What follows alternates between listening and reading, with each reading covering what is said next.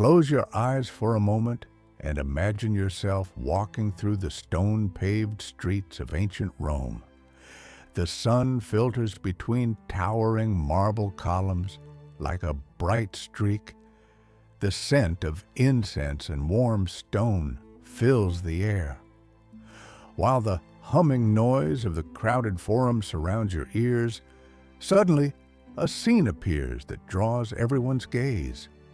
Emperor Nero walks proudly in an embroidered golden toga. By his side stands a young woman in silky garments. Yet something about her feels strangely out of place, because murmurs rising from within the crowd hint at a much darker truth. Everyone actually knows that the person beside him is not a woman. He was once a young boy named Sporus, and now the figure you see has become one of the most disturbing examples of psychological and physical abuse recorded in Roman history. This is the story of how the most powerful man of the ancient world reshaped his grief and obsessions inside another person's body. If dark and forgotten tragedies of history fascinate you as much as they do me, feel free to like this video and subscribe for more content like this. And let me know in the comments where you're watching from. Exploring events that took place thousands of years ago together from different parts of the world creates an invisible bridge between past and present. But what I'm about to tell you is not just another Roman scandal. It is a story of how absolute power can twist love into obsession, how grief can turn into madness, and how one human being can become an object serving another man's darkest fantasies. The name Sporus might sound unfamiliar now, but after hearing this story, you will never forget it. Let's begin with the man at the center of this tragedy, Nero. We remember him simply as a cruel emperor, but the beginning of the story was not as dark as its ending.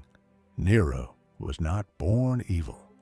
When he ascended the throne at the age of 16, the people of Rome expected a great era from him. He lowered taxes, financed public entertainments, and even performed on stage. He quickly became beloved by the public. But absolute power is like a poison that corrupts the soul, and over time, it changed Nero from within. He began to believe that he could trust no one, that everyone was aiming for his throne. Ruling over millions of people might sound glorious, but it also meant incomparable loneliness and constant paranoia. During this solitude, he met Poppaea Sabina, the woman who reshaped his world.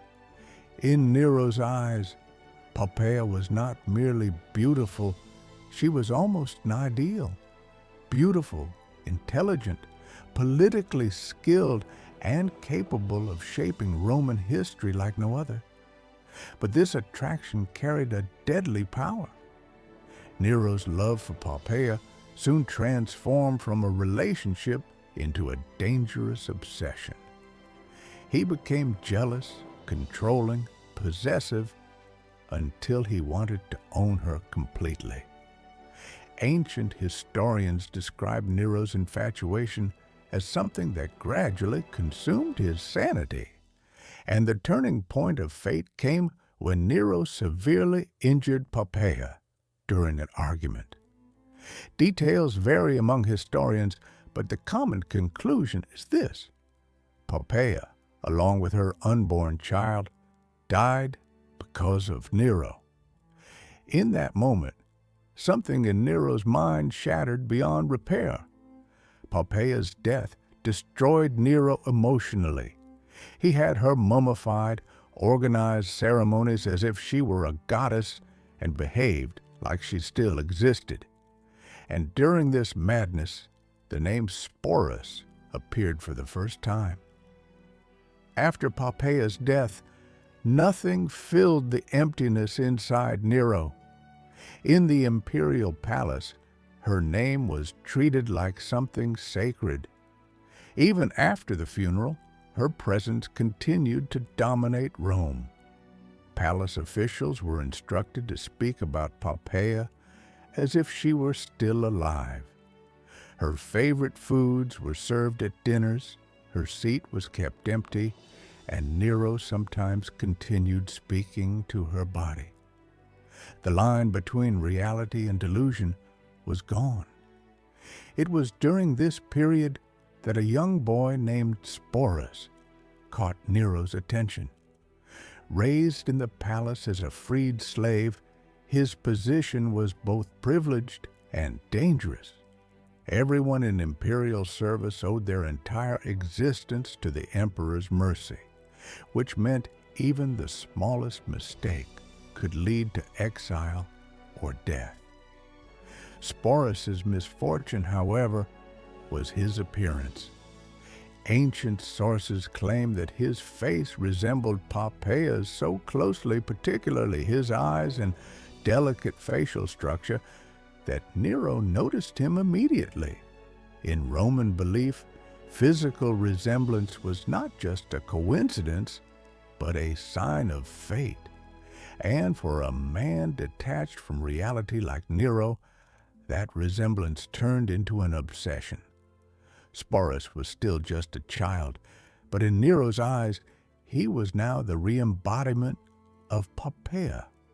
What followed became one of the coldest identity erasure cases in human history. Nero first forced Sporus to adopt a feminine appearance. Then he took an unthinkable step. He gathered Rome's best physicians and ordered them to operate on the young boy. Considering the medical knowledge of the time, this meant near certain agony. Even a simple cut could cause death. The procedure forced upon Sporus brought irreversible physical and psychological consequences. But none of this mattered to Nero. He believed he had found a way to bring Poppæa back. After the forced healing, Sporus began a long process of transformation. Clothes were designed, jewelry prepared, hairstyles arranged, makeup lessons given. His identity was removed step by step and replaced with the outer shell of another person. This wasn't just changing appearance, it was reshaping his thoughts, behaviors, voice, and even gestures. Sporus was taught to walk elegantly, sit gracefully, and speak in a softer tone. Every lesson took another piece of him, leaving behind only a figure molded for Nero's desires. And after years of this forced transformation, Nero shocked Rome by announcing he would marry Sporus. This was not just a show, it was Nero's attempt to impose his reality on the entire world. The wedding became one of the most luxurious ceremonies in Roman history. Imported flowers, gold-embroidered garments, halls illuminated by thousands of lamps. Every detail symbolized imperial grandeur. Yet behind all this lay an unspeakable tragedy. The most powerful man on earth was marrying a young boy forced into Poppæa's image. From the outside, everything looked normal. Rituals, vows, celebrations. But everyone present understood what was really happening, and no one dared speak it. In Rome, disappointing the emperor often meant death. For Sporus, all that visible luxury meant nothing, because his true identity had been completely erased, living each day pretending to be someone else, constantly acting without mistakes, always being alert. It consumed him both physically and mentally, but the end of the tragedy had not arrived yet. Sporus continued this forced role for years. Every day, he lived inside a body that wasn't truly his, playing a part he never chose. Nero introduced him publicly as an empress, yet in reality, Sporus was a prisoner made invisible by luxury. Any wrong word or gesture could cost him his life. But nothing in Rome lasted forever. Political conflicts, uprisings, and economic collapse eventually weakened Nero's rule. When rebellion spread across the empire, Nero lost control. When the Senate declared him a public enemy, he had no choice but to flee. And even while fleeing, he took Sporus with him, because in Nero's eyes, Sporus wasn't just a companion, he was Poppeia's living shadow. Hiding in a villa outside Rome, Nero spiraled deeper. Torn between escape plans and suicidal thoughts, he eventually chose death rather than falling into his enemy's hands. But Nero's death did not bring Sporus freedom. Instead, the darkest chapter began.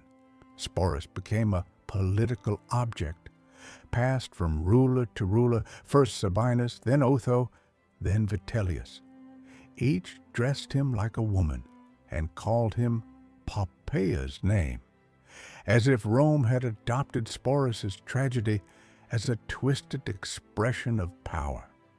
But the darkest period came under Vitellius. He planned to use Sporus in public shows, forcing him into theatrical scenes in front of crowds. This wasn't just physical humiliation, it was psychological destruction, to be displayed before thousands, stripped of his identity. Unimaginable suffering. Unable to endure further humiliation, Sporus chose his only remaining escape. Most likely by poison, he took his own life, barely 20 years old. A young man forced into a life that wasn't his, a spirit erased in the shadow of imperial grandeur. Sporus' story reveals the darkest face of Roman magnificence. What makes his story even more tragic is this: almost everything we know about him is written through the lens of Poppeia's replacement. His real identity, thoughts, dreams, lost in history's darkness forever. Perhaps he was just an ordinary boy with hopes and ambitions. But Nero's obsession erased everything. His story reminds us that history is not only about wars and emperors. It is also about countless forgotten individuals whose names were lost in the shadows of power. And perhaps the saddest truth is this: even Nero, one of history's most powerful rulers, was ultimately consumed by his own darkness. But Sporus remains remembered as one of the most tragic figures in human history. If this story left a mark on you, don't forget to like the video and subscribe to Dark History Archives. And let me know your thoughts in the comments. Do you think Sporus' fate was truly inevitable? Or could history have been written differently?